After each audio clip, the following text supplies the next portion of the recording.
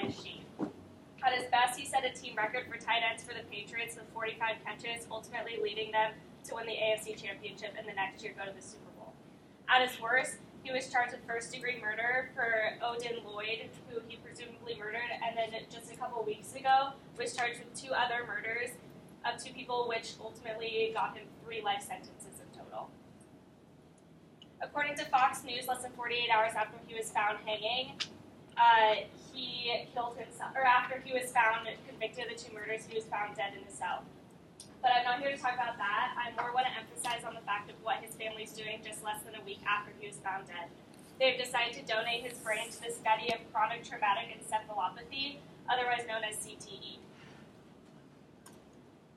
So CTE is a disease caused by constant brain damage, such as most commonly in football players, and it's where an abnormal protein called tau grows in your brain and kills brain cells. Concussion Legacy Foundation tested 91 formal NFL players and found that 87 of them suffer from this disease.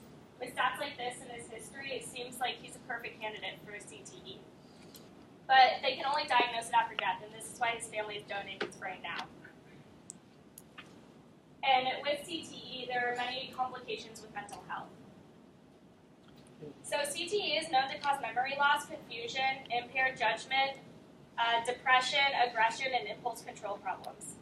This can be a small reason as to why he committed murder and also why he committed suicide. Other people that have been affected include Jovan Belcher, and he shot his girlfriend and then killed himself. Ray Easterling and Junior Sau, who also killed themselves. And then also O.J. Simpson is suspected to have CTE, and a doctor by the name of Bennett Omalu, suspects that he has it due to his high aggression and constant compulsive lying.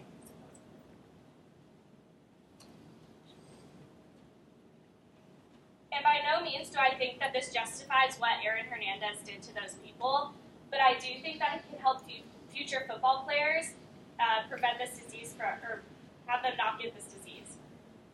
For example, since the publication of CTE, the football organization has worked to improve helmets and also a more extensive concussion protocol so that they may be out for a longer period of time, or the protocol that they use is more extensive. The NFL even compensates for people that have suffered from traumatic brain injuries by helping their families pay for money, or even if they have to go to rehab or maybe be checked into a psych ward, they can pay for that also. I hope that them donating his brain can give his family closure, because I don't think Aaron Hernandez was always like this, and I know that we may all remember him as the guy who murdered 3 people and committed suicide in his jail cell, but it could still help the family understand why he did those actions in his later life.